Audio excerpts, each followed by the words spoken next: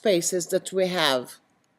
This is the workspaces that like Adobe gives you an idea where to start and how to start working. So we're all gonna go into the layout workspace. And what does it mean, the layout workspace? It gives you suggestions of workspace to start with and how do you want to start with the software itself. You can use different kind of workspaces. One of the things that I want to do in this class is talk to you a little bit about working with the appearance panel. I know it is not the beginning of the class, so we might make it very, very slow just to understand how to work with it. So I want you to go in and do File. Do you have the files that I sent to you?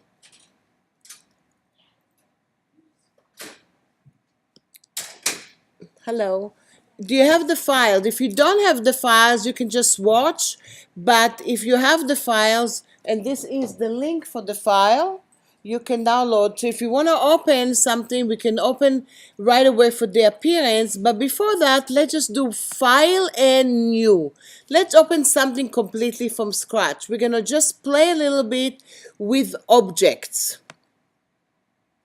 And you have the New Document dialog box, and I'm going to go all the way down to More Setting. Do you see that? And then I'm going to call that Shapes. And click, and I'm going to go into Pixels, and I'm going to go to Inches, and I'm going to go into the Print Workspace. So it's going to be 8.5 by 11 file. That's it, regular file. And click Create Document. That's it. Before we start working with anything, we're going to do a little review to see where we are. Because some of you said that you didn't use Illustrator so much. Who didn't use Illustrator at all? Okay. Who used it a little bit? Okay. So we're just going to do a review. I want you to go to your rectangle tool. Click on the screen and make the rectangle 2 inches by 2 inches. Look what we have now on the screen. We do have a rectangle 2 inches by 2 inches.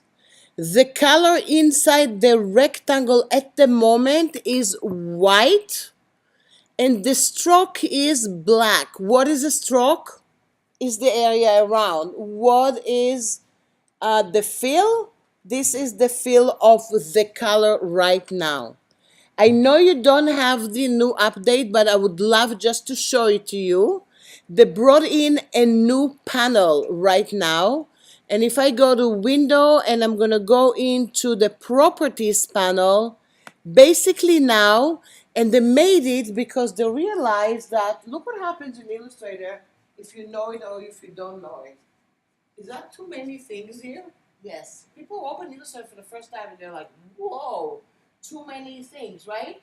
So they came up with this panel. You don't have it in 2017. You can go home and download the upgrade and have it. But the good news about it, look what I have in this panel. I do have the fill. So I can click here and let's say fill it with red. I do have the stroke. I do have the opacity. And I do have like the effect. So basically I have the appearance panel in there. I also have an extended transformation panel. And I have some other panels here on the appearance and all kind of stuff like that. But for now, I'm not going to use the property panel because you guys don't have it. So I want you to go into Window and bring the appearance panel out. And I'm going to bring it here. And this is one of the things we are going to do now. And then we're going to do an exercise based on appearances. And they call it Use Illustrator More Efficiently. because I can do everything without the appearance panel, but that's going to take time. What does it mean? What if you needed to do like a design for a project and that has 3 kind of strokes in it and different kind of fill in it, one on top of each other? So what's the solution usually?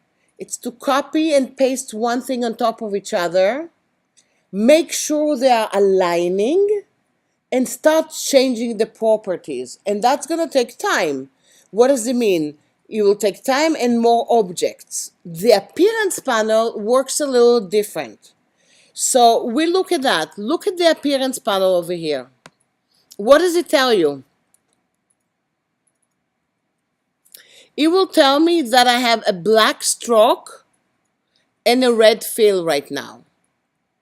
I can go to the stroke and make the stroke, let's say, 10 points. And I have one object, right? And I can go in and that's it. But what if I wanted this object to have different kind of strokes and still be one object? So I'm going to the stroke panel, the stroke over here in the appearance. In the flyout menu, I'm going to click and say add new stroke. Do you guys see that? And look what I added. I have another stroke that it's 10 point. How come you don't see it? Because it's the same color and the same size. So I'm going to make this one 5. And I'm going to go in and make that, let's say, orange. Look what I have here. How many objects I have here? 1. If I go to view and outline, this is what I have. How does it look here? It kind of looks like maybe it is an object that has 2 things on it, right? I can go in and say add new stroke again, change the color to dark blue, and make that size 2. So look what I have now. It looks like I have 3 objects, one on top of each other. How many do I have? 1. You're going to see the indicator that it's only 1 in the layers panel. If I'm going to go to the layers panel, look what I have. I have 1 layer, and if I open, look at this. How many rectangles I have here? 1 rectangle. Do you see the gray circle next to the 1 rectangle? That indicates that there is an appearance in there. They call it appearance because it's actually didn't do anything to the object itself. It's on top of it. Does that make sense? It's almost like a filter. It didn't do anything to the box. Okay? So let's play with it a little bit. Go into the top stroke and then click on the arrow. And you see you have an opacity level there. You can also click on the word stroke, and let's say we're going to make it dash line. And you see in this case, the dash is 12 point. I'm going to do it 6 points. So look at that. I have dash line to the stroke. Does that make sense? Now maybe I want to do a special effect to it. So where shall I go? I can stay in the appearance panel. I can click on the word effects. And I can go to some effects over here. The top ones are the Illustrator ones. The bottom one are the Photoshop one. I can also go to all the way up to the effect menu bar and go over here to the effect. So let's all go together to the effect distort and transform. And let's try the one that says zigzag. and click on the preview. And go on the zigzag and try the sizes and try the segments. And look what happens here. All of a sudden, you see different things there. It looks like the stroke has little strokes around, and it gave it a certain effect. Does that make sense? I can click OK. But actually, if I don't like it, let's say you don't like it. What are your choices now? Or what if you don't like anything that we did here? Do you see the appearance panel? It comes with visibility buttons like the layers. So I can go in and say I want to turn off the stroke. I can turn off the other stroke. I can go and turn off this stroke and have it just like this. Or I can say, you know, I like it, but I don't like the zigzag so much, or I don't like the stroke with the dashed line. So I like the zigzag like this. And then I'm going to double click on the zigzag and make that look a little bit different. So the size is not too big, but the segments are like that. And I can make it smooth, and I can make that non-smooth. But look at that, I clicked OK. It does look like I did a lot of stuff with it. Basically, how many objects do you have here? One object. If I go to view and outline, look what I have here. I have one object only. And this is what the appearance panel, and we're going to take a look at a few things, how to create appearances, to create stuff that more advanced in Illustrator, and you can go back and forth and change the look of the stuff that you have. What happens if you want to expand the appearance? What does it mean, expand appearance? To take it out from that. So look at that. I'm going to go to Object and Expand Appearance. Look what happens right away in my Layers panel. What do you see there? I have this one, that one, that one, and that one. So you see what I have here? I have different kind of strokes, and each one, it is a different kind of object. So you see what happens when you expand the appearance, it lets you go to the regular look of the object. And I want to make sure this makes sense before we move on, because I have a lot of sample files for you to work with appearances. Do you have any question about this little demo? Because based on that, you can do magic. Because if I wanted to do stuff like this without the appearance, you know what I needed to do, right? I would do, let's say, a rectangle, and then copy and paste it in front, and go into the next one and make it a little smaller, and change the color. And then go back here and do it again. And do again and again and again. And I'm going to have a bunch of objects that looks like the appearances. Does that make sense? So it's basically take one object and you can do magic. So let's see how many people have the files that I sent you. You have it. So do you have it? Okay. So go to File and Open. And go to the area you saved it. And double click on Illustrator Level 2. And you have a folder that says Appearance. Do you see that? Double click on that. And you have different kind of folders there. I want you to go in and double click on Extra Appearance. And double click on this file.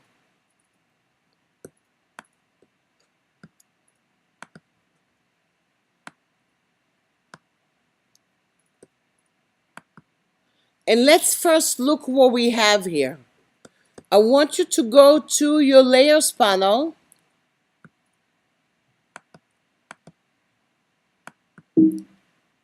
and unlock the top layer. Do you see it says final? Do you see that? The top layer says final, and it's this one.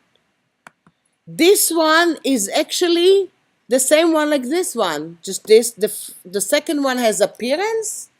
The other one does not have any appearance on it. How can we see that? Let's go to view and outline and look at that. Do they look the same to you? One has an appearance, one does not have an appearance right now. I'm going to go to view and preview. So if I went to the final and I went to expand it, expand appearance, now if I go to view outline, look at the difference. Do you see the difference? This one looks just with objects. This one looks like the real thing. So basically, physically, when you're looking at appearances, it doesn't do anything to the underlying image. It's just like a pretend on top. And you can do as many appearances as you want. And you don't need to expand it if you don't need to.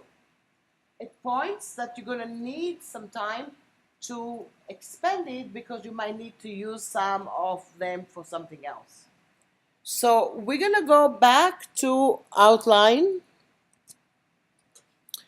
And actually we're gonna turn off the final and we're just gonna go into this one. And I want you to go to the layers panel and turn off everything except the first layer. Do you see the word background in the first layer? And I'm going to uncollapse it and I'm going to see the path there. There's two ways to achieve appearances in Illustrator. One way is directly to the object itself, and the layer itself doesn't indicate. And another way to take the entire layer and make an appearance for the entire layer. What's the difference between that? If you do it to the entire layer, everything you're going to do to the layer is going to have the same appearance. So it's kind of fun, but not all the time. If you do it just to the object, what does it mean? Let's say I created a zigzag to the entire layer. All of a sudden you say, I don't know, I drew a box and it did zigzag. I didn't want to, and I'll tell you, look at the layer. If the entire layer has the effect, it would just do it right away. So we're going to start first with the area here. We're going to go in and click on the path here. Just select the path itself, not the entire layer. And now we are going to go to our appearance panel.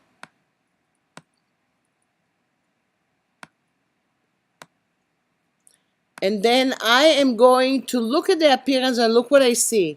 The stroke is 30. The fill is light brown. I want to add a different kind of stroke to it. So I'm going to click on the word stroke. And in the flyout menu, I'm going to say add new stroke. And then I'm going to make the new stroke size 20. And I'm going to make the color red. So look what I have. I have, or maybe I make it like light brown, not red. So you see what I have? It looks like I have two strokes. And I'm working just with the appearance panel. So the appearance panel is basically self-contained. Everything is in there.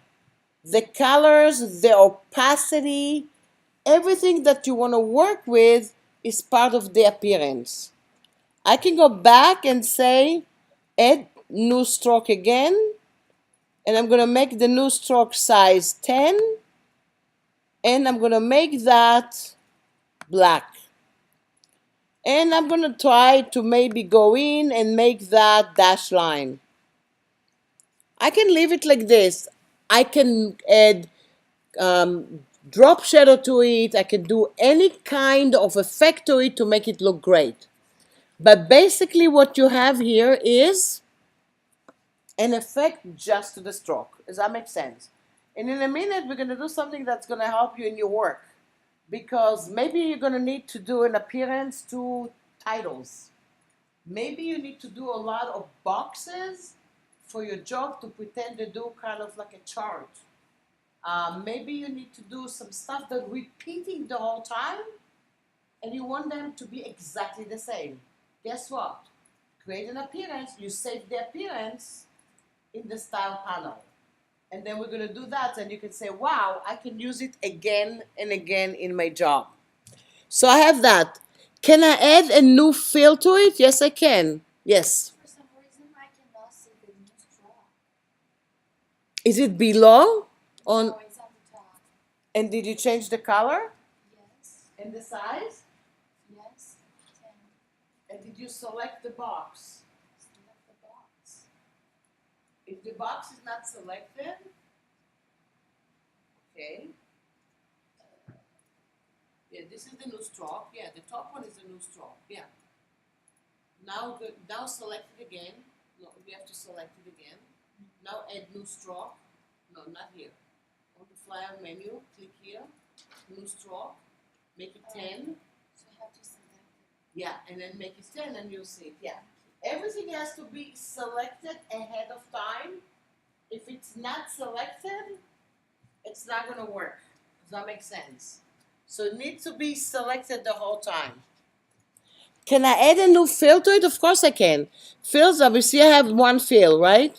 I can say add new fill. And then maybe I can go in here and I can say I have like this little gradient over here. I add the gradient over here, and I can go and play with opacity between them and all kind of stuff. But basically, it's one object. Does that make sense? And I'm going to go in and close this one. And the next one, click on the word circle. And open that. And click on the path and select the path. Not the entire layer. And what do I have here? I have a circle, and it tells me there's no stroke and there is a white fill.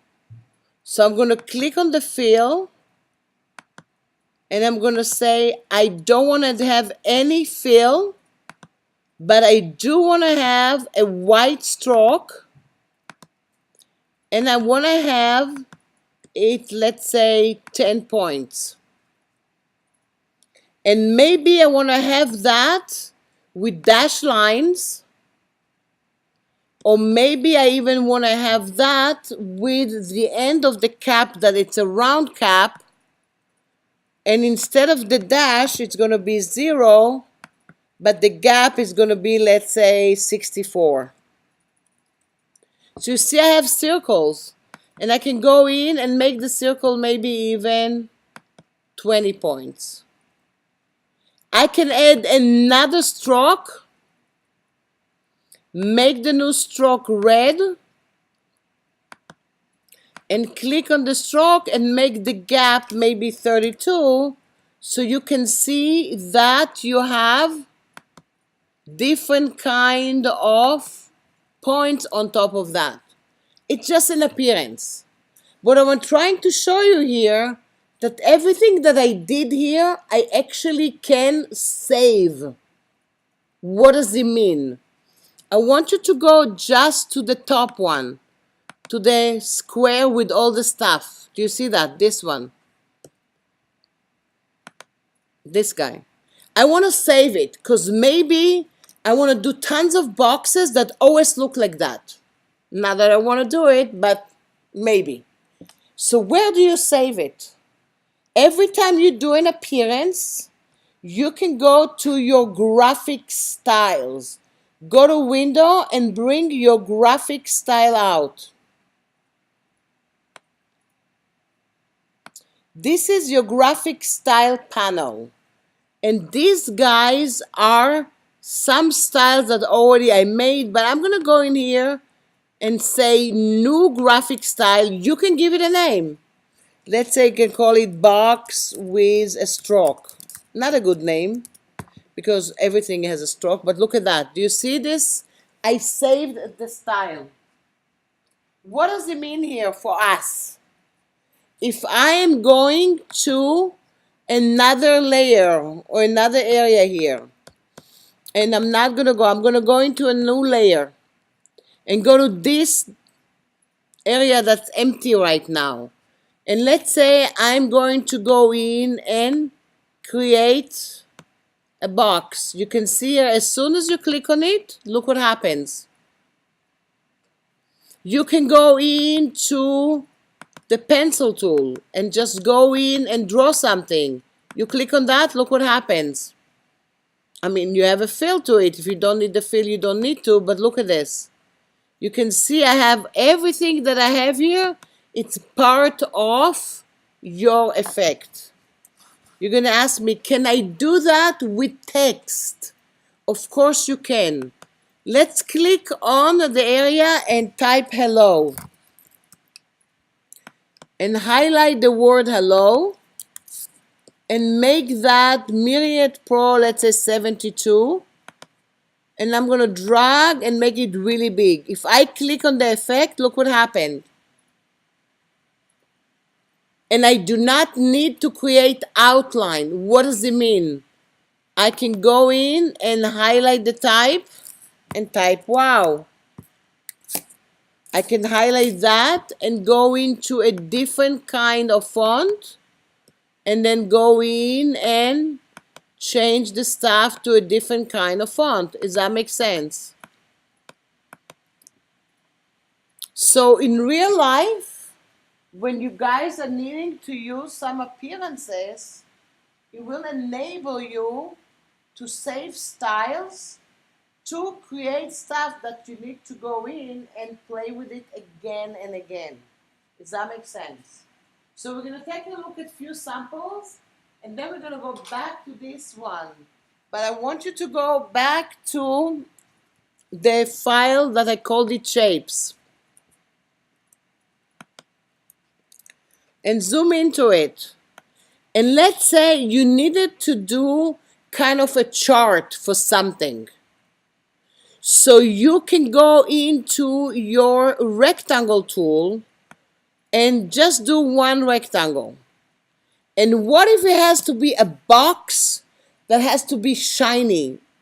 Or maybe a box that has to have like metal look to it. Or maybe a box that has a neon look to it. We can make our appearances, but we can also find some appearances that maybe Illustrator brings it to us. So where shall I find it?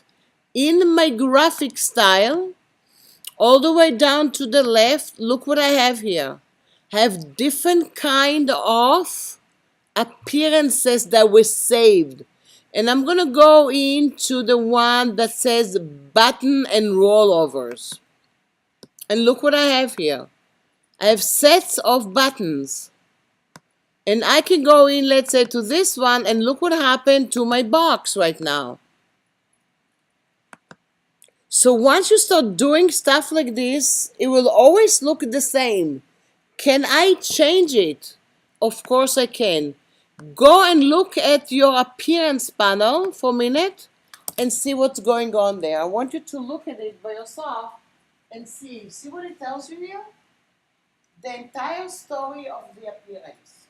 So it basically tells you how somebody made it. There's no secrets here. There's nobody who will tell you, I don't know how they did it. Right away I see they used the gradient. They used something says offset. They used another gradient, another offset, and that's why they got something that looks like this. So if I needed, let's say, to do something, and I needed to do a chart like looks like this, I can click on one, hold on the Option or Alt key, and let's say I'm going to copy, and let's say I'm going to copy. And if they're not straight, I can select the three of them and go to my Align panel and make sure they align to the top and make sure they are adjusted. And you see here, they're all okay. I can go in and copy it and even copy it again. And I have a beginning of maybe a chart.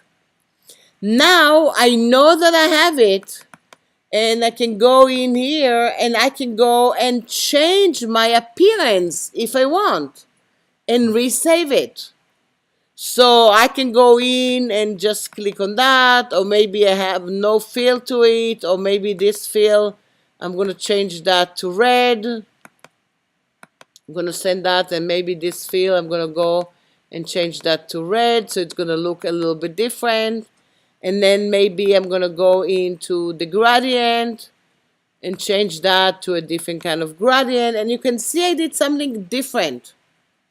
I can go and save it directly into it. I can go back here and I can say new style if I want, or I can go into the new style and drag and drop it on top of the existing style, and look what happened. Everything changed for me. So this is another way of working with the style, and all of a sudden somebody is going to tell you, I don't really like what I see. You can go ahead and change the style. Does that make sense? Can you see that for working later on if you're going to need to do stuff? Because what are you going to need? Maybe you're going to do a press release or something. They're always going to want you to do it the same way, with the same style. It will take them a while to say yes to the style, but anytime you're going to use one of the styles, they're always going to be the same. Does that make sense? And then also, if you want to do some special effect on type, you don't have to create outline. You can leave it as live type. Live type can get effects in Illustrator. Does that make sense? So we can check it out. Let's say we're going to do like a subject here, and we're going to go in and say boxes and shapes. And I'm going to highlight that. And I'm going to go back here and I'm going to leave it on myriad paw. And I'm going to go in myriad paw and I'm going to make it bold. And I'm going to make it 72. And I'm going to move it over here. If I want that to be more interesting, I can start building a appearance for it. But what if you wanted it to be with a certain effect? See, that doesn't look so good when I'm checking it out. But maybe this one's going to look better, or maybe this one. Or maybe this one doesn't look good. So I'm going to go in and look at that. Maybe I have stuff for text type effects. I'm going to have another one and look at that. All of a sudden, I have something that looks like that. And that's going to be a title that's always going to look like this. If I made a spelling mistake, I can change it. If I want to change the font, I can change it. Basically, I can change everything. Does that make sense? I want you to think about it, how you can use it. It doesn't apply if you're not going to use it for something. I use it a lot because I have to do repeating stuff. So instead of doing it again and again, you create an appearance. You save the appearance in the graphic style, and it is going to show up every time you're going to need it.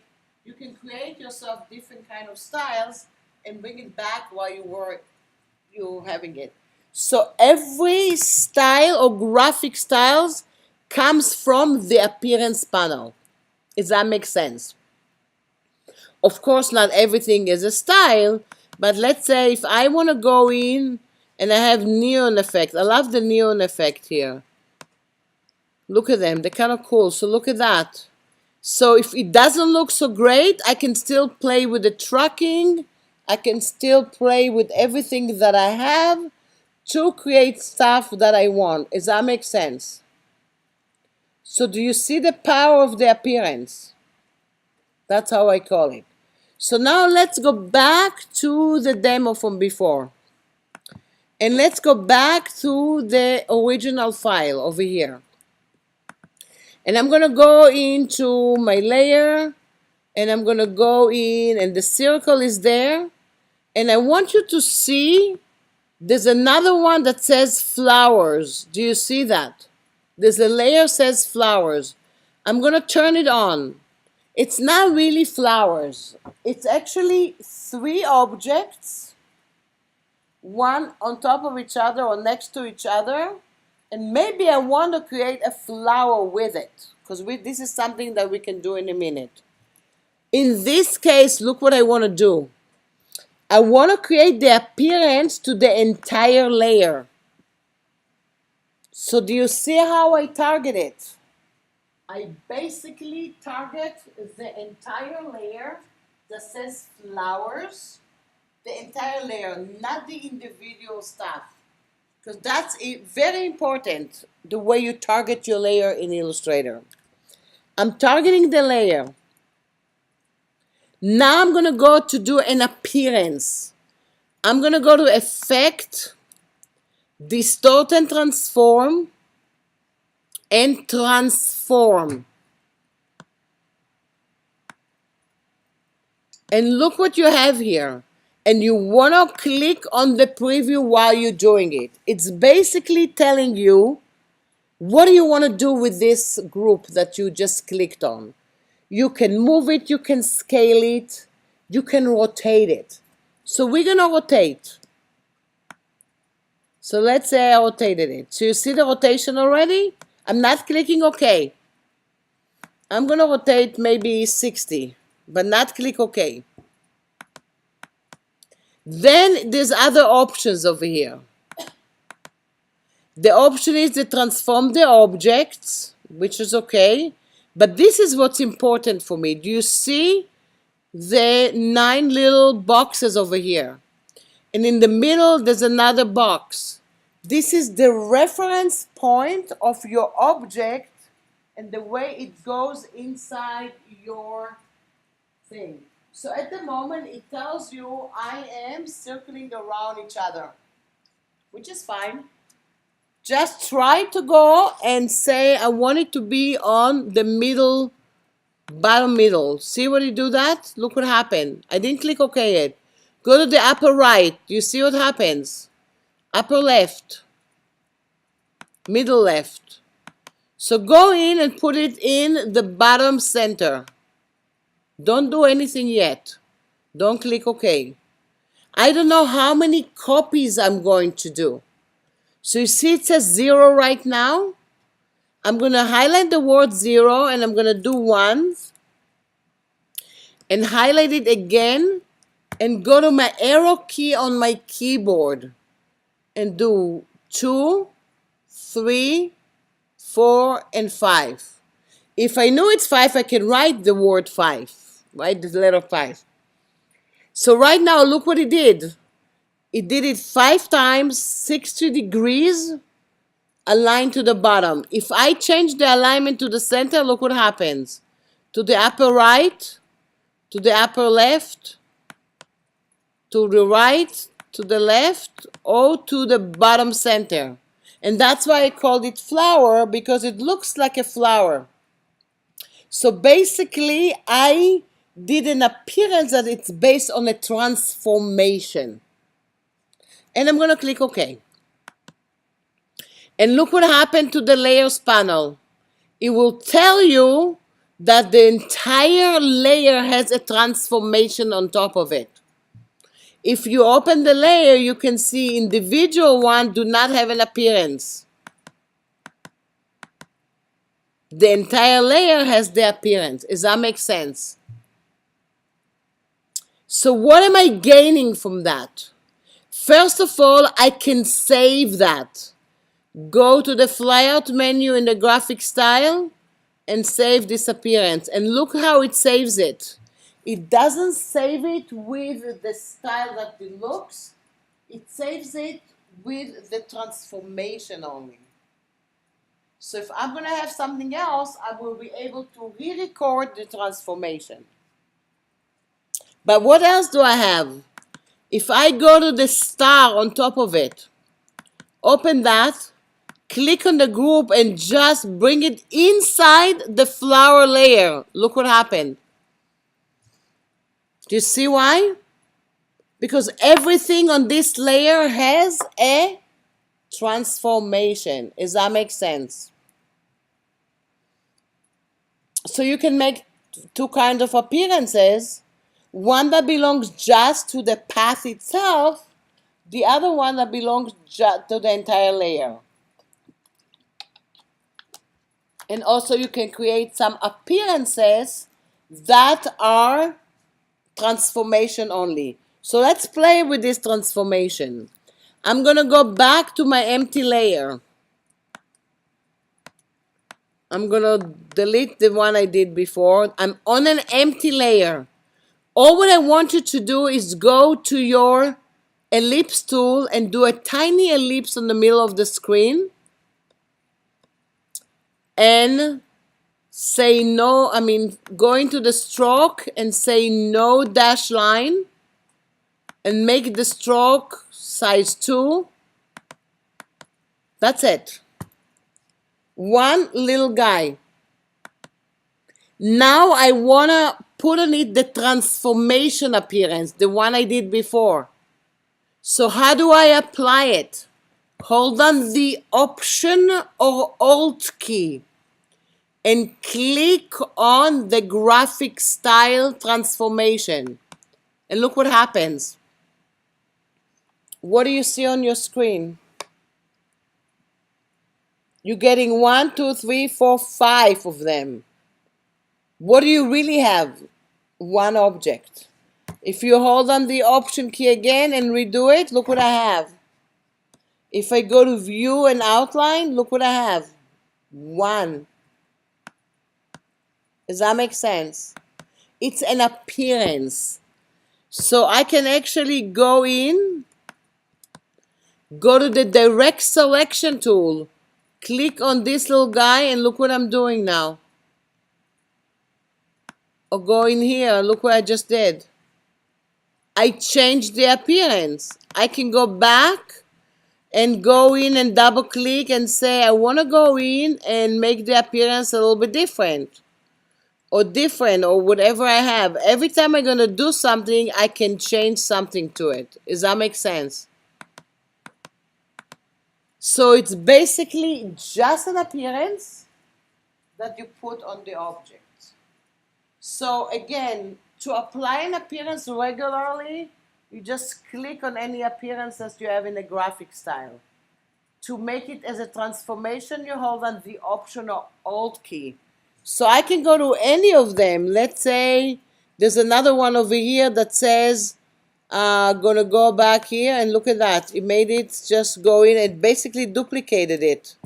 And if I go and click here, it basically duplicating it. Basically, what it is View Outline. This is what I have. I have one object here. I can go select it and put it over here. View Outline. This is what I have. If I want to make it smaller or bigger, it's going to make this little guy smaller or bigger. So what am I working with? Just one. If I choose for any reason to expand the appearance, that's when you start working with a lot of them. Does that make sense? So there's a lot of stuff to look at appearances. Another thing is, and we're going to do one more thing and then move on to other stuff. What if you needed to work and draw right away, maybe mirror drawing right away? So let's go into File and New and open a new document. And before doing anything, I'm going to look at my layers panel. And I'm going to go and select my layer, my object there. There's no object, but I can target my entire layer and pretend I'm selecting it. You can do it in Illustrator. And I'm going to give this layer already an effect. So I'm going to go to Effect, Distort and Transform, and maybe Transform, and go back here. And I'm not sure how much I want it, so I'm going to go and I'm going to say one copy. And I'm going to make it to the top center. For now, I'm going to say reflect the X. And I'm going to go back here and click OK. And I'm going to go to my pencil tool. And I'm going to say no fill and just a stroke, and I'm going to start drawing. And look what happens. Why is it doing it? Why can I draw like this right now? Because the entire thing here knows that it has a transformation effect. If I double click on it and change it to the center, it's going to look different. If I'm going to go and change it and reflect it to the y-axis, you see it looks completely different. And I'm going to go back here or back here, and it is going to change the way I work. Does that make sense? So I can go and click OK. It's basically one object that I have there. See this one? I'm going to go here and move this one. This one's going to move that one. If I'm going to delete what I have, I still have the effect here. And I can still change it. So I can go in and make it to the top and make that. And now I'm going to go and draw with it again.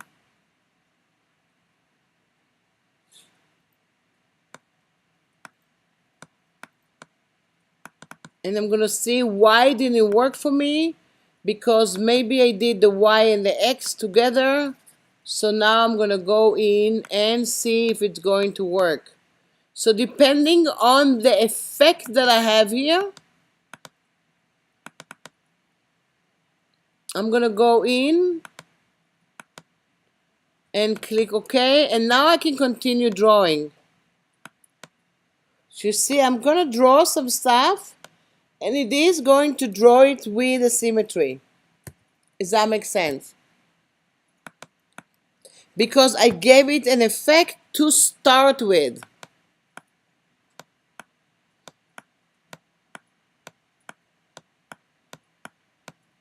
Can I do straight line, not straight line? Whatever I do, I can do that. Can I do other effect to start with? Yes, I can. So every effect that you're going to do to your layer, you basically can go in and work with it. Does that make sense? Any questions about the appearance panel and how it works?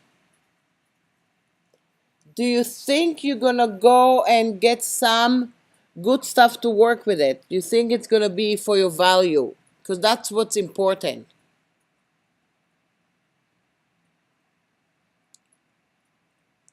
Do you want to play with it for a little bit? I'm going to walk around and help you.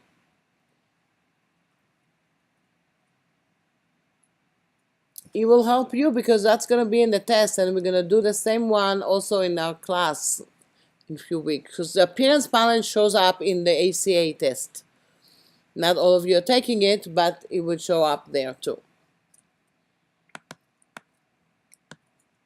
The main thing here to remember, always select stuff. I have some samples for you to see. I have something really cool in the file of the appearance, and it's something that says flowers. And I'm going to just double click on it. And look at this one. How cool are these flowers?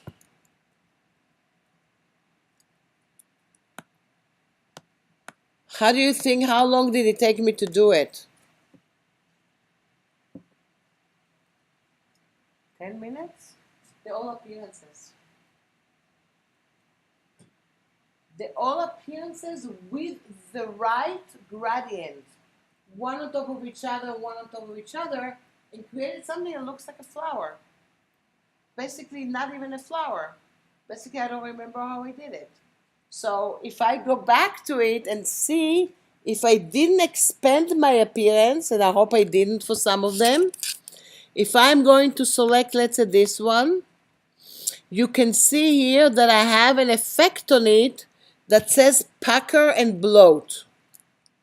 So if I am double clicking on it and looking at the preview, if there was no pucker and bloat, it looks like a regular flower. But now if I go back here, it can be like this, can be like that. So what is it? It's basically a bunch of circles with different kind of looks, one on top of each other. And then I went to a place called Pucker and Bloat and played with it. So you can create stuff that looks like fur. You can create stuff that looks like flowers. You can create stuff that looks like buttons, all kind of wonderful stuff, and just use the appearance panel. If you do not expand it, you will always be able to change it again and again. If you expand it, it's not. So let's look at this one. I'm gonna see if I have here. I have a bunch of them. Some of them I expanded it already. This one is roughened.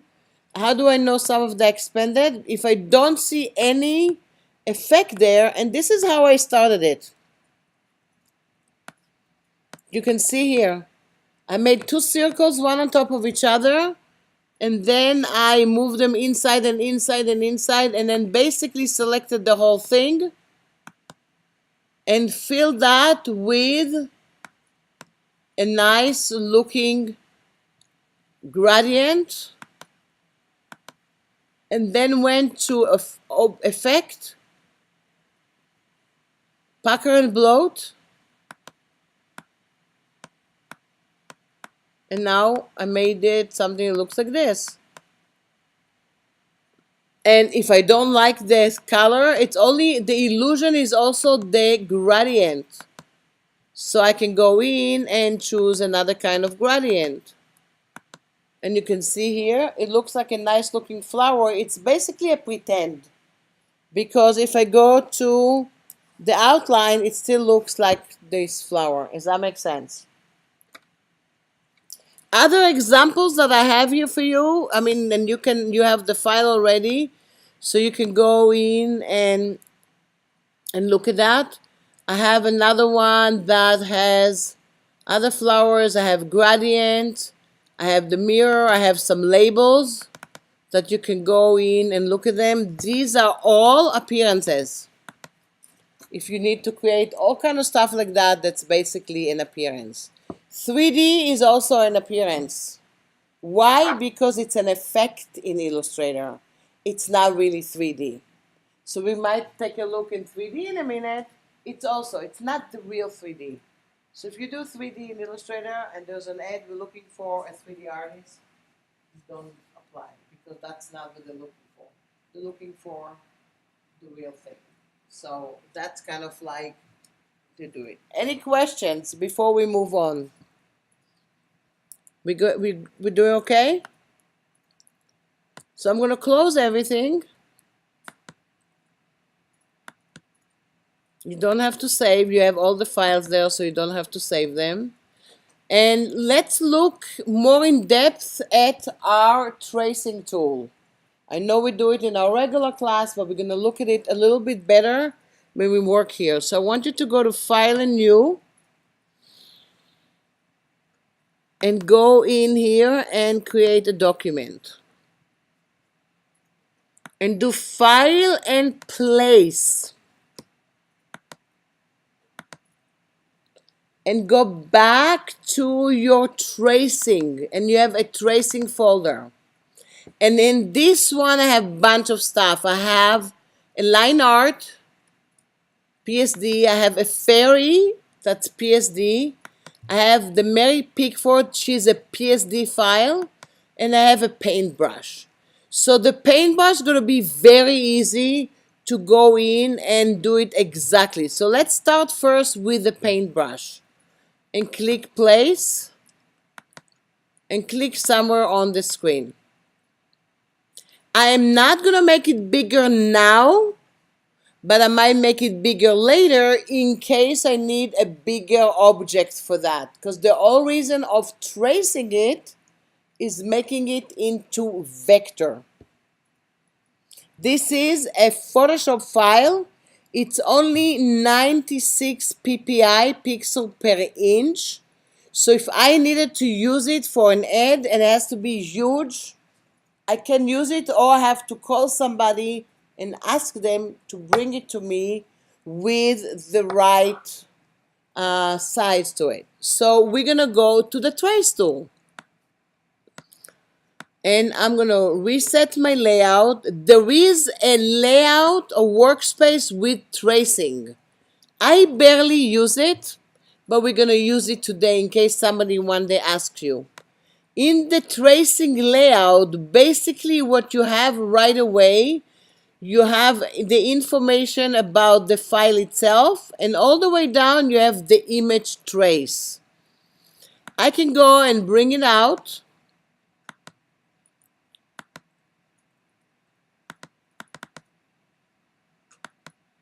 And see what's going on in the image trace and open it and reopen also the advanced, because that's important.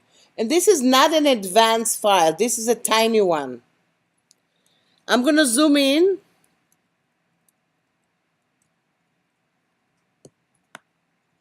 And I'm going to look here. And first I'm going to click on preview. And look what I have. As soon as I click on preview and trace, look what it did. It is already vector. What does it mean? I can go into this panel or palette and go in and make it bigger or smaller or whatever I want to do with it, and it is already vector. Does that make sense? Already vector. If I zoom into it, you can see there's no pixels. But I'm going to go into the presets and I'm going to look. I have a high fidelity photo. If I click high fidelity photo, it's 85 colors. You can see, and if I do even 100 colors, this is the most that I can get. It looks like a painting because it was a drawing and not a photo, but it's already vector based in this case. I can go in here and click at the path. If I go all the way down to the path, you can go in here and you can see it gets smoother. And if I'm going to go higher, and then I can go into the corners. Higher corners, more corners. I don't want to have so many corners, so I'm going to make it less. And the noise, I'm going to make as less as I can.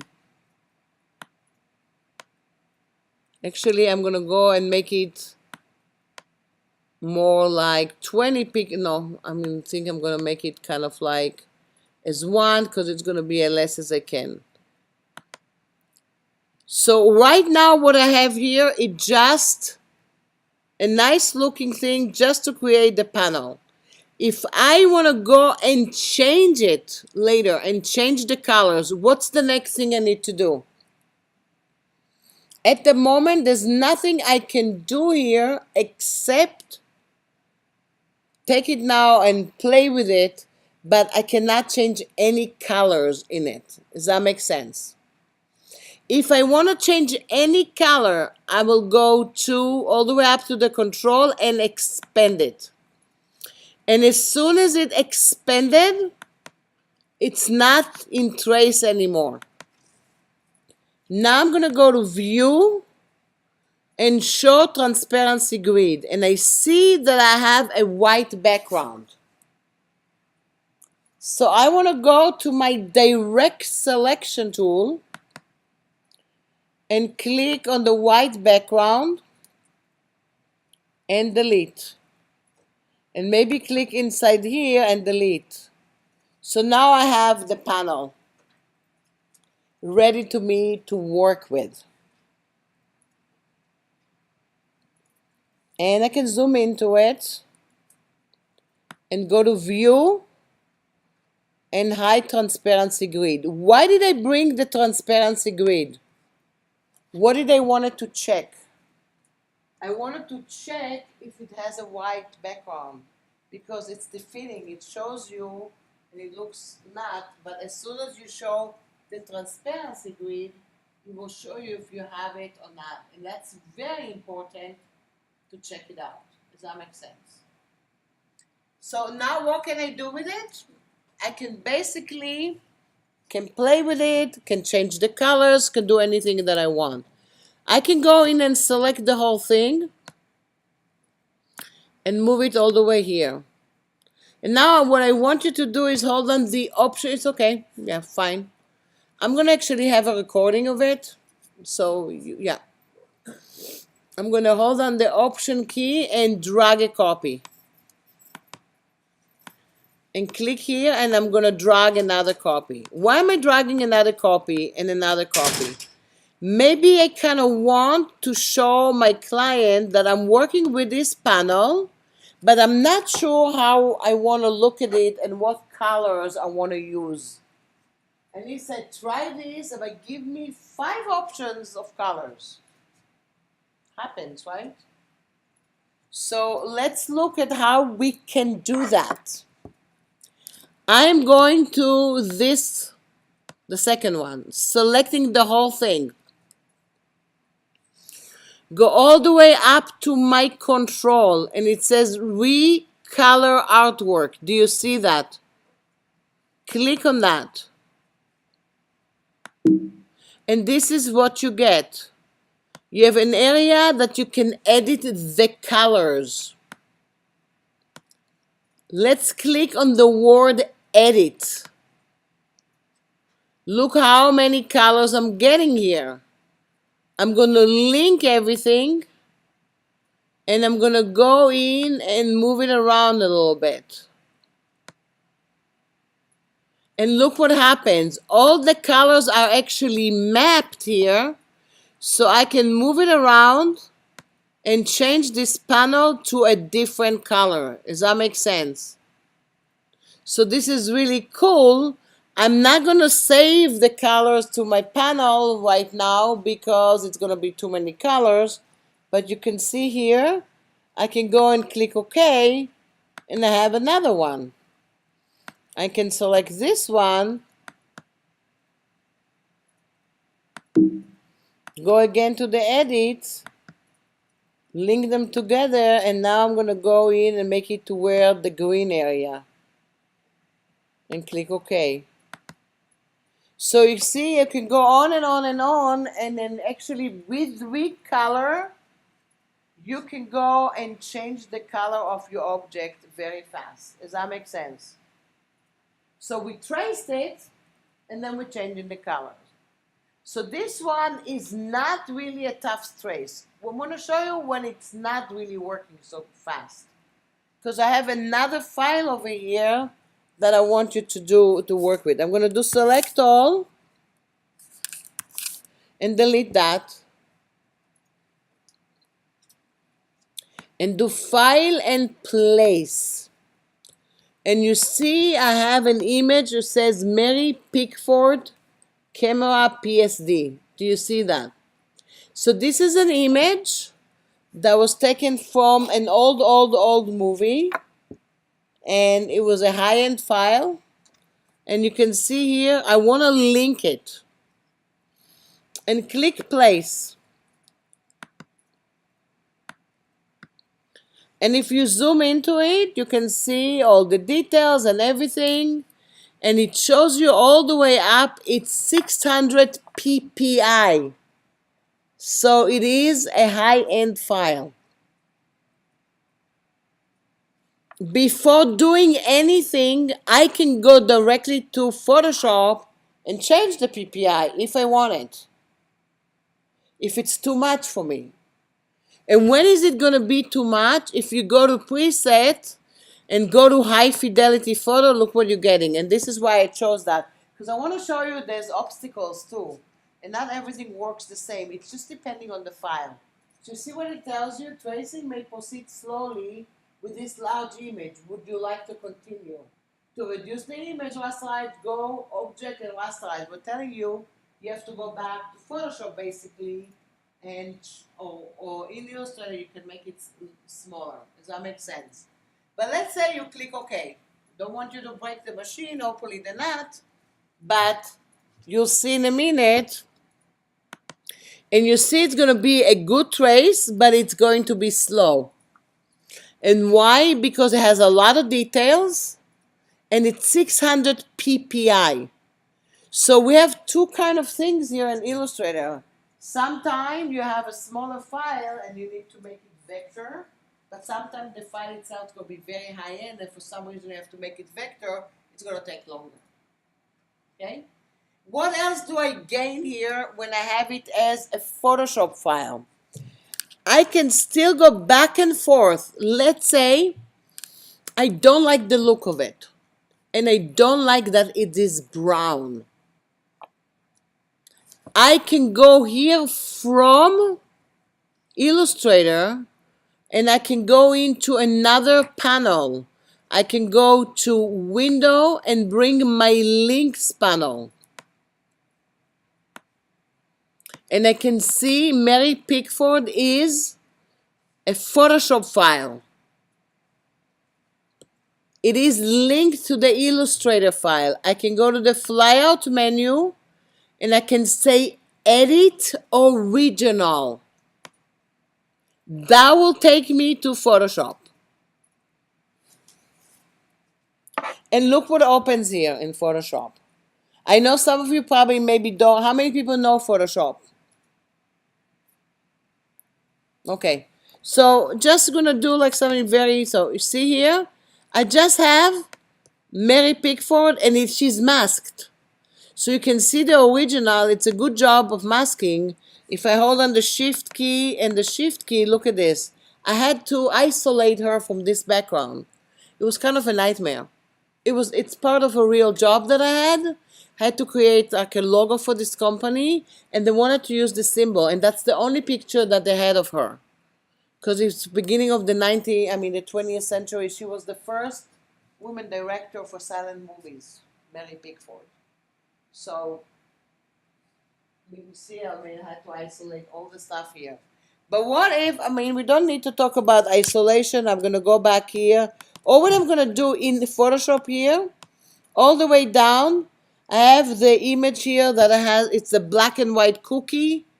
Click on it, and let's say I'm going to say hue and saturation. I'm going to click on colorize and make her, let's say, this color. And I'm going to save. One save, Command S.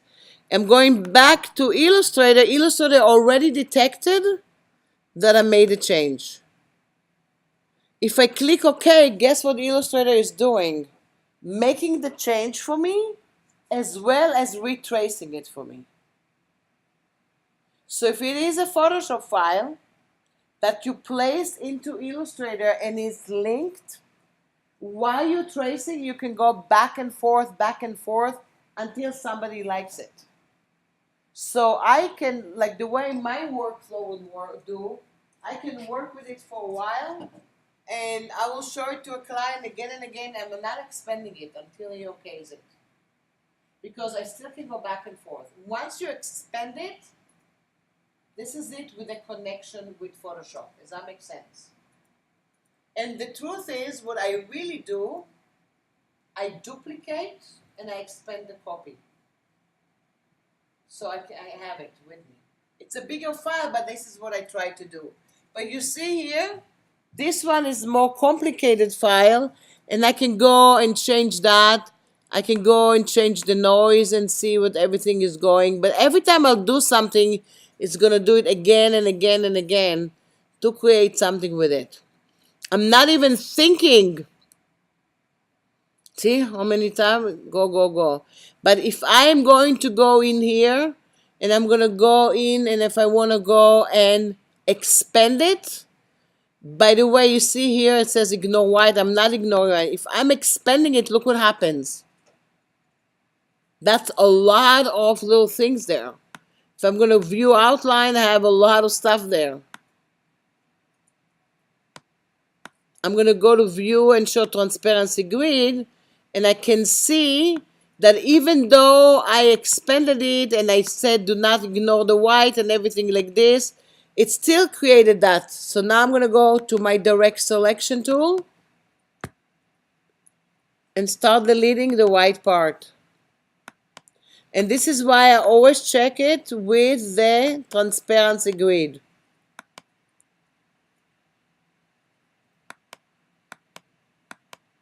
With the direct selection tool.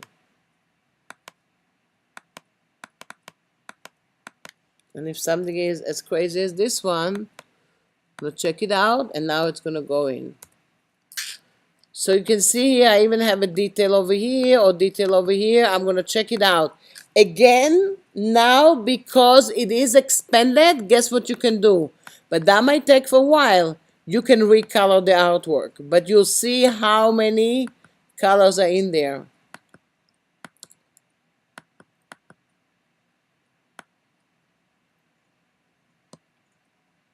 And I can recolor the artwork, and I can have different kind of colors to different kind of things. Does that make sense?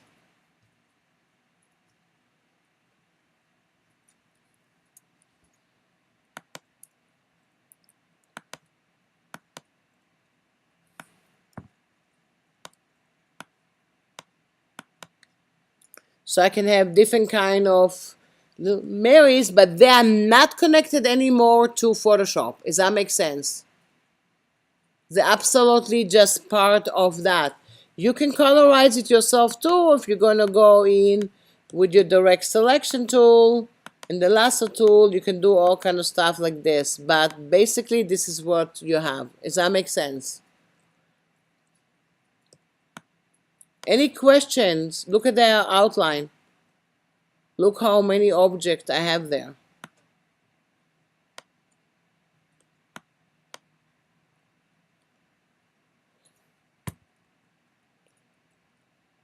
You see, it's too dark here, and just this the stuff. If I still had it as a trace, I would probably do good if I went in and made it a little lighter all the way there in the area that I have there. Okay. So let's move on to another area.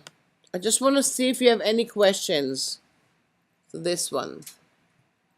Oh, design the logo. I clicked on the wrong thing. They always tell you how to start some stuff, learn and everything, and work and all kind of stuff like this. And then I want to go back here and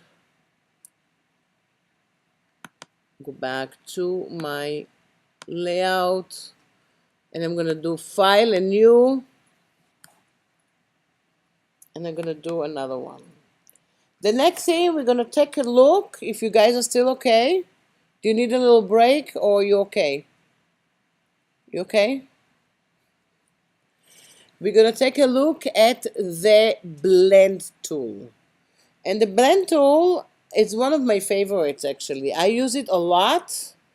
And the blend tool is a tool that you can also use to create brushes, and you can use it to create all kind of other stuff. And we're going to take a look at that. I'm going to open File and Open. Just we're going to look at simple blends. And by the way, I gave you some other tracing tools. And I'm going to go into my blends and grad. And you can see here I have a bench that has a blend here, and I have a blend for path over here, and I have different kind of blends over here. And I'm gonna go in, and the first one, we're gonna double click on blend start. And I'm gonna zoom into it. What are blends and what's the difference between blends and gradients? Gradients are set of colors from one color to another, and you basically can save it in your swatch panel. And that can be part of your appearance because everything in your appearance panel goes into the swatch panel. Blends are, they look like gradients, but they're not appearances. You can never save a blend. You can save the file, but it doesn't save the blend in terms of how you did it. You cannot go and say, I want exactly like this, unless you remember it. There's nowhere that you can save a blend, not in your swatch panel and not even in your appearance panel. And why is that?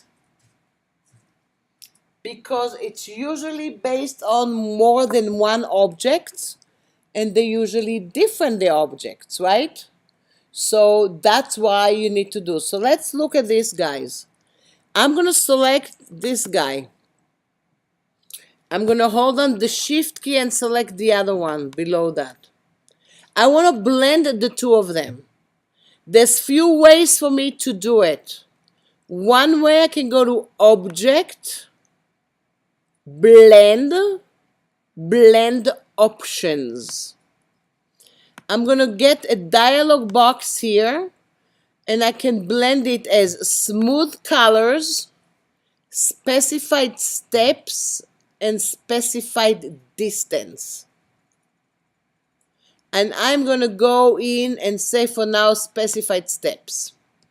And I'm going to make it, let's say, 4. And actually nothing happened because I didn't tell it what to do. Now I'm going to go to Object, Blend, and Make. And look what happened. Do you see the blend there? So basically now I can, first of all, let me go into my layers panel. And it is actually has one layer here. I'm just going to go in to this little annoying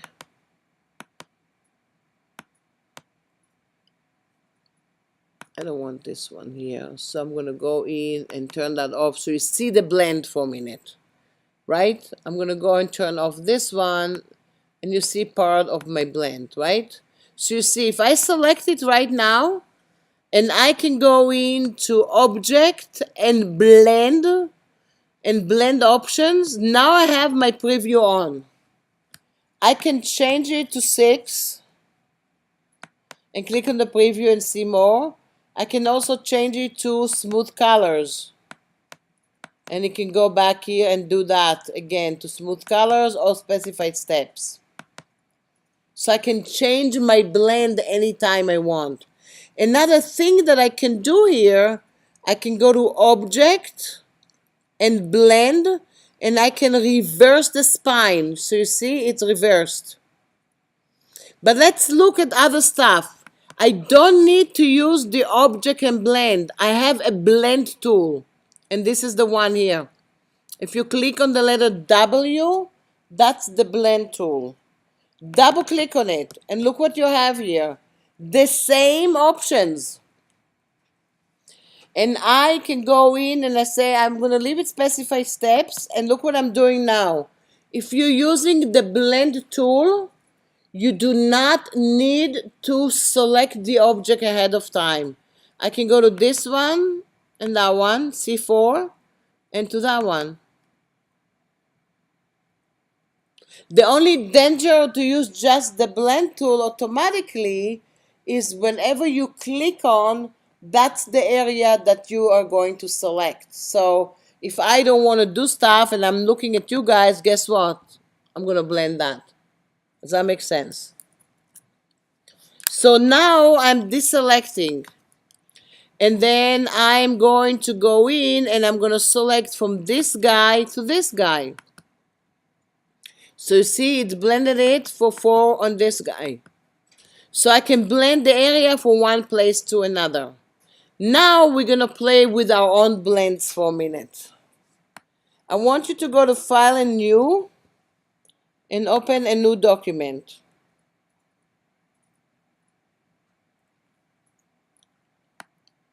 And go to the rectangle tool and click and make a rectangle on the top of the screen. And let's fill that with blue and no stroke.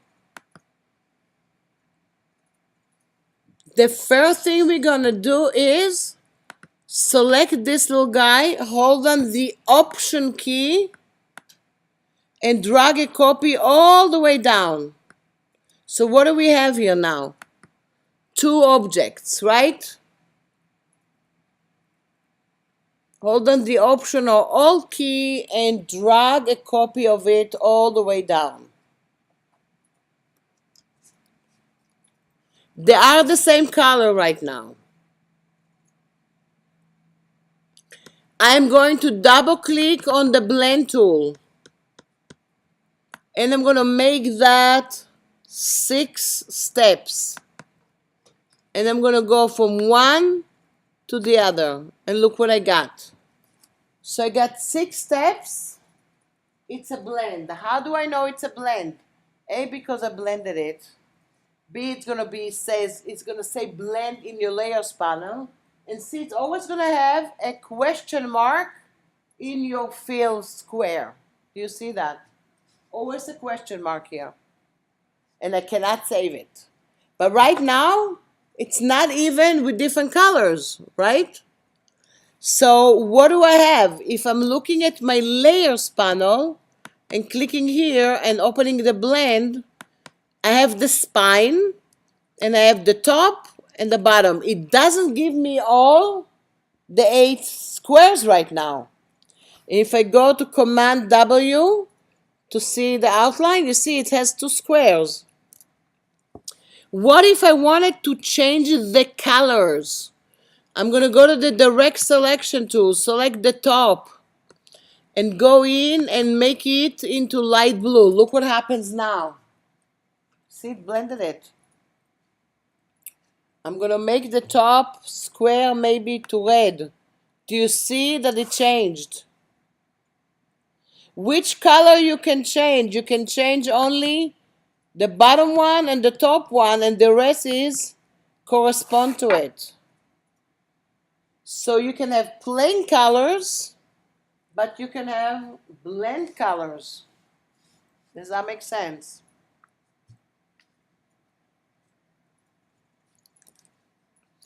I'm going to select this blend. Hold on the Option key and move it to another copy. And maybe I'm going to double click now and maybe say smooth colors. And look what happened. It went in and made the blend smooth colors from one color to another based on the color I chose. That looks exactly like a gradient, isn't it? And that's what people think sometimes a blend is a gradient. If they see this one on the screen like this, they're going to think it's a gradient, but it's basically not a gradient because you cannot save that in the swatch panel. And if I'm selecting it, you see the question mark. Can I go into the top one again and go in and select that? You see, I'm still changing the colors. I can click on a yellow and look at that. I can click on this box and look what I can do. I can do that and I can change the look of that. So basically each of them gonna change some stuff. So I can go in and select. I can select this one with the direct selection tool. Look what I'm doing. You see what happened to the blend? I want you to see what's happening to it even if I change the look of this one. If I go and change this one, it's going to change that. So while it's there, I can still change the shape of the blend. Does that make sense? I'm going to select this one and delete. But you see here? And I can go and change and click. If I expand it, it's no longer going to be a blend. But now I'm going to go in and click on the entire blend. This is the spine. I can go in and move the spine. I can make the spine smaller or bigger. I can even go to the pen tool, add a point in the middle of a spine, and look what I'm doing. You see what I'm doing to my blend? I can change the blend completely if I want. Does that make sense? I'm going to delete that. And I'm going to do another thing. I want to go into, like, let's say a polygon. And fill it with a color. And then go into an ellipse and fill that with a color. And I'm going to double click on the blend tool options and I'm going to make specified steps, maybe 6, click OK, and look at that. Click 1, click 1. See, I can also blend colors, but I can also blend shapes. Does that make sense? So I can go in, and now I can go into my spine and move it around and move this one around and just play with it to every area that I have. And look at that. It was one thing. But look at that. That's kind of a boring, maybe it's a boring blend. So first of all, I can select it and go to Object and Blend and Reverse Spine. So it's going to reverse it. But what if I'm going to go in and create another kind of spine? Just something like this. And select that together with the blend. And then I'm going to go Object, Blend, Replace Spine. And you see what happens? It goes to the other drawing that you have. This spine does not have a color value. You can just click and drag and do all kind of stuff to it, but it doesn't have any color value to it. You can just move it around and do. So what can we do with the blend? Let's make something and do it together, like the blend and the appearance panel together. What I want you to do is to go to your ellipse tool and click and drag a nice ellipse on the screen and maybe fill it with dark red. And now let's go to our scale tool.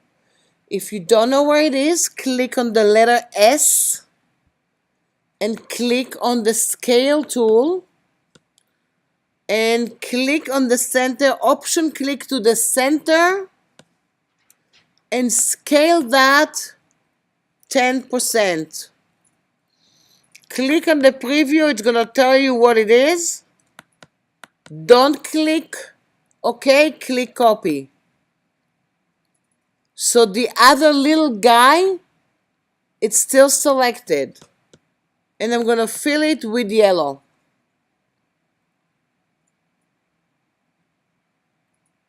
So basically, what did I do? I took one big circle, made it smaller and copied it. Instead of making two circles, I used the scale tool to help me. Can you do two separate circles? Of course you can. But that helps, just to do it like this. And look what I'm doing now. I'm going to double click on the blend tool. And I'm going to say smooth colors. And click OK. And now I'm going to go from red to yellow. So I did that. I can click on this one with the direct selection tool and move it a little bit to a different center if I want. But if I want it to be on the center, I'm okay. So I basically have like a sphere on the screen, right? It looks like a gradient sphere, but it is a blend.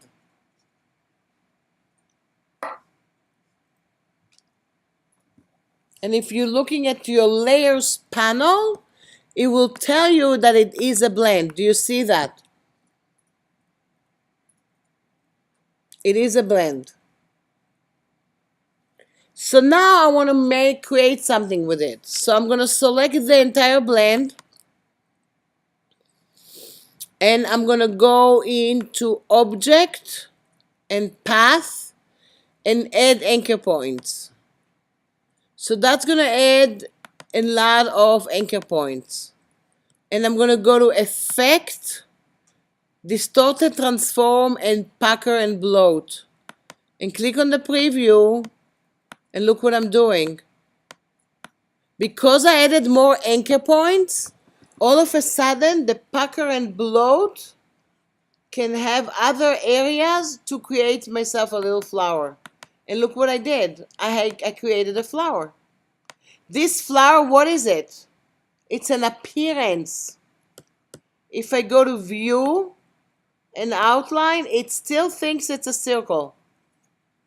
Does that make sense? But now it is an appearance.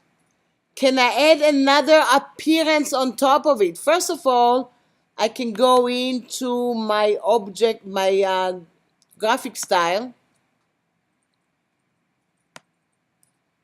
and then go in and drag and drop the flower into it, and I have the graphic, and you see it just selected it as an appearance. And next one, I can go to effect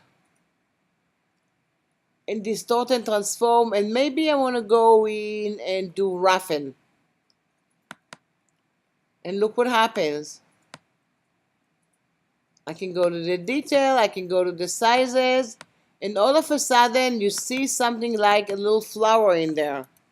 And if you zoom into it, you can see that in every area of a petal, I have the roughen in there. Do you see that?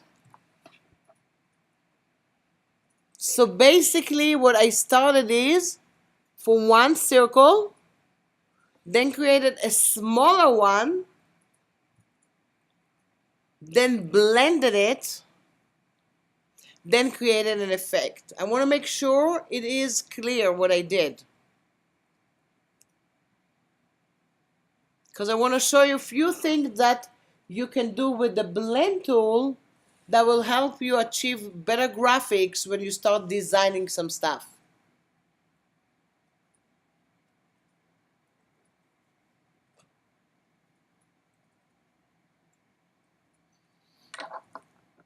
Were you guys able to create something with it?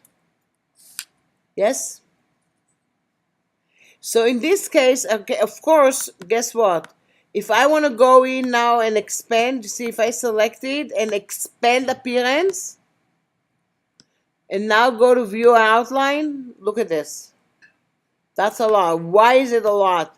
Because it's also take the expansion off my blending, that it was smooth colors. So you know how many objects are there? For smooth colors, it's probably 254 colors. So that's a lot. So every little area here, look at this.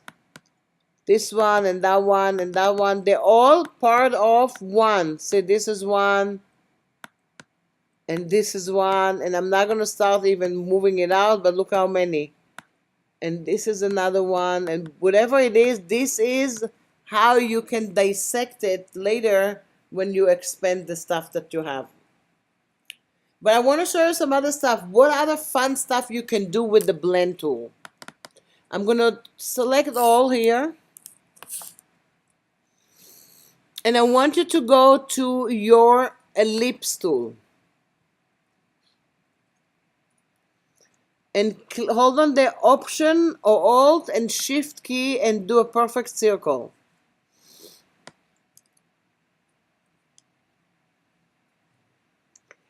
And go in and color it with light gray. So I'm going to go into my swatch panel and I'm going to go into light gray. Fill it with light gray.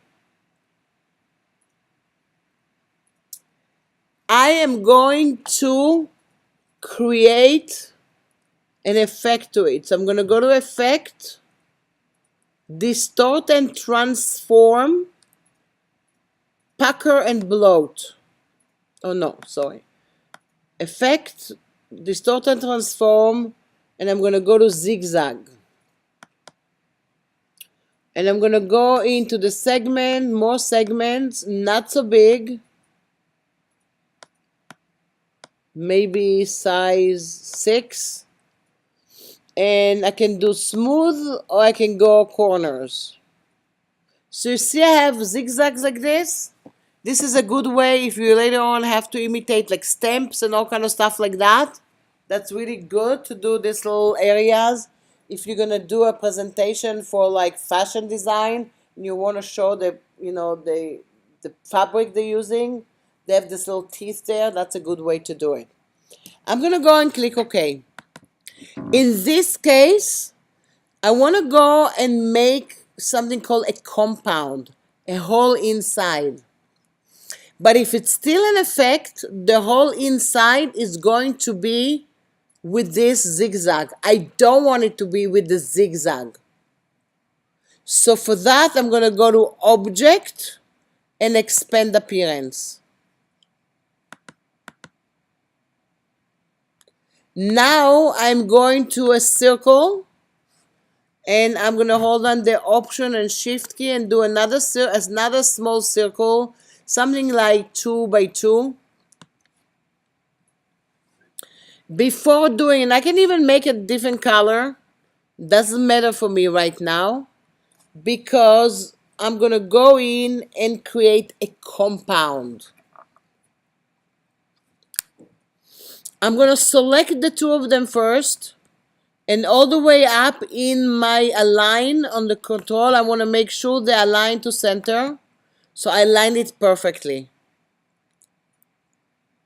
And I'm going to go Object, Compound, and Make. Because I expanded the appearance, that's why the compound is soft. If I did not expand the appearance, guess what this one going to be? It will take the same appearance. Does that make sense? So once you have an appearance on the object, if you add and do all kind of crazy stuff with it, it will take its own appearance. If you don't want it to take the appearance, you want to expand it. Does that make sense? Now I'm going to go in and duplicate it. Hold on the Option Alt and just do another copy. Just to the side. And I'm going to make that very light gray. So it looks like two gears, one on top of each other. I'm going to double click on my blend tool.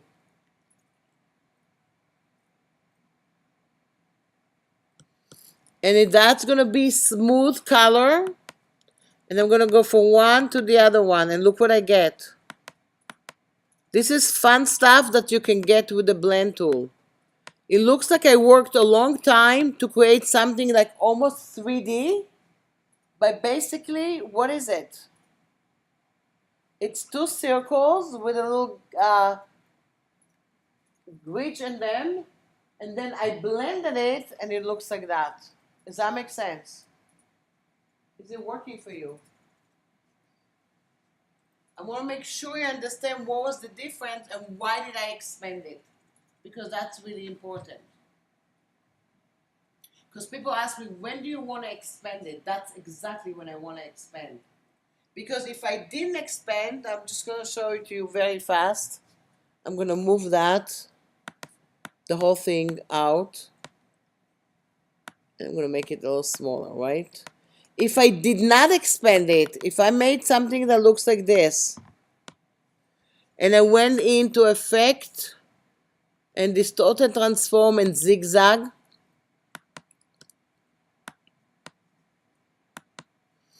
and then went to my circle here, and did another circle to the center,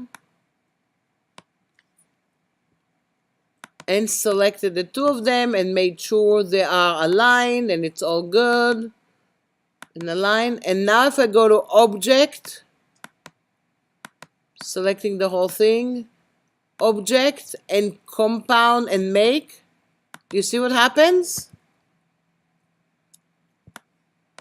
It will get this because it was not expanded. So if you want the outside to be with an effect, the inside without an effect, you have to expand the effect ahead of time. Does that make sense? Otherwise, it will take it with you.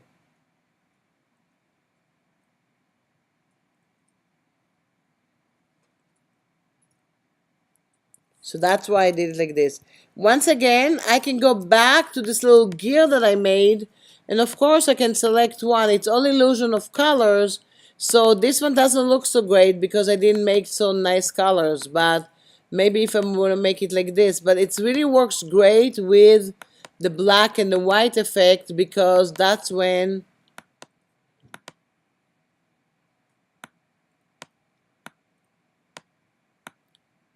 you're going to create some stuff that looks like this, and it's all part of a blend. This kind of thing you cannot save as a blend. You can save it as a symbol later, you can save it as an image, you can save it as a file, but there's no place that you can save the way we did it, because blends are not being saved and they're not appearances. Does that make sense? So that's kind of like the difference between blend and that. So we're going to do one more thing with the blend. I want you to go to File and New, actually Open. File Open, and open Blend Path for Globe. And you see here, you have here just the sample. And I want you to go to your artboard and click and have another artboard next to it. Actually, now they redid the artboard, and guess what? We can have up to 1,000 artboards in Illustrator. Not that I need them, but they have them. I've never met somebody who does 1,000 artboards in Illustrator, but you can have that. I want to create something like I created here. How did I create that? I want you to go again to your ellipse tool, Option and Shift, and make a perfect circle. No fill, just a stroke. Make sure there's no fill, just a stroke. And I'm going to zoom into it. Now I want to make another circle that it's going to be from the center, but a lot smaller. So yes, I can draw it again, but I can also use my scale tool. So I'm going to go to my scale tool and click on the center, and I'm going to go in and scale it.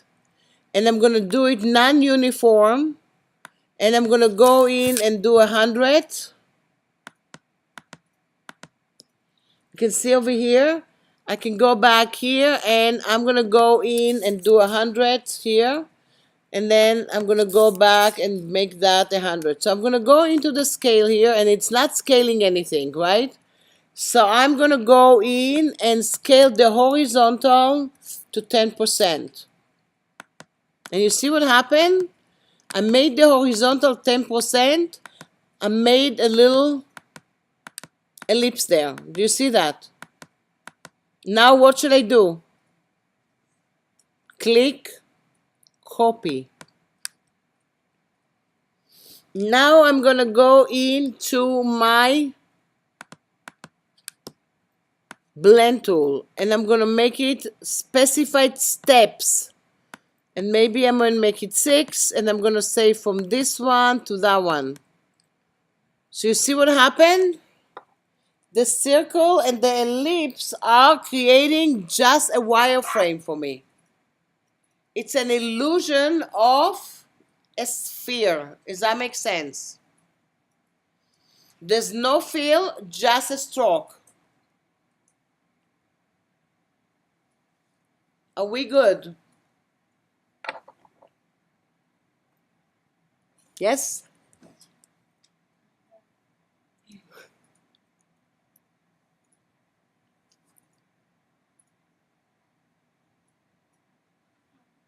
Yeah. How do you use the scale tool? You go, okay, do you have your ellipse? Yes. So like every time I click here, it just doesn't work. Or if I do that, No, will okay, this be- just do. Okay, click on this option, hold on the option key, click to the center. Okay, Oh, now say non-uniform. what's the difference?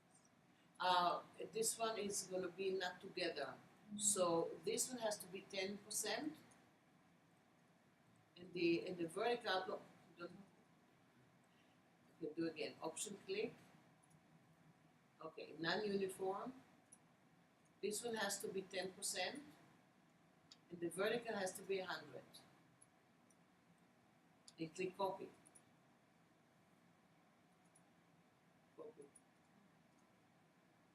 And click copy. Okay, and now you get that. Okay. And now you can blend it. I did specified steps, I did 6, and that's what happened. You get a wireframe.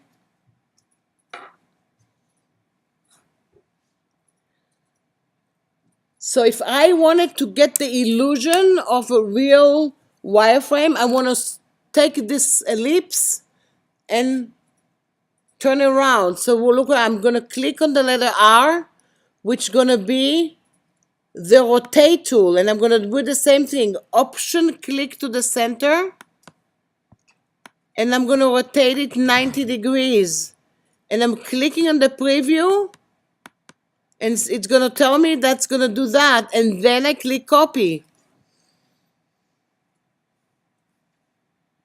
Does that make sense? Now it's an illusion, but basically there's no color information in both of them. So I am going to the bottom one. Because basically you know what I have here. I have basically two blends, the top blend and the bottom blend. I'm going to select the bottom blend and fill that with a gradient. And that's how you get this illusion. The top one stays with no fill and no colors on it. And the bottom one is getting the gradient. Does that make sense? Basically though, these little squares in between, they're not really squares. You know what they are. The part of the blend. So if you really want to go in and color each square, you're going to have to expand it and use the Pathfinder. Because really in real life, this is what we have here. We have one like this, and that's it. It's a blend. So the machine doesn't see squares. And on top of that, you have the other blend. Does that make sense? It's an illusion of lines one on top of each other. Does that make sense? So I want to make sure you guys remember the rotate and also the scale, because you see I use it all the time for everything. Always hold down the Option or Alt key to get the dialog box. Click on the preview to see if that's what you want to get, and then make a decision. Do we want to copy it or we don't need to copy it? Do we want to do an extra one or not? Does that make sense? So we kind of finished part 1, and next week we have part 2 of this Illustrator, and we're going to do masking, and we are going to go in and do Pathfinder, and we're going to do special effect with text as well and symbols. And then tomorrow I have a workshop from 1 to 3 with brushes, which is going to be awesome. I don't know if you guys have time for it because I know you have the other class, but from 1 to 3 I'm doing brushes and so on. Does that make sense? Cool. So I'm going to do the recording.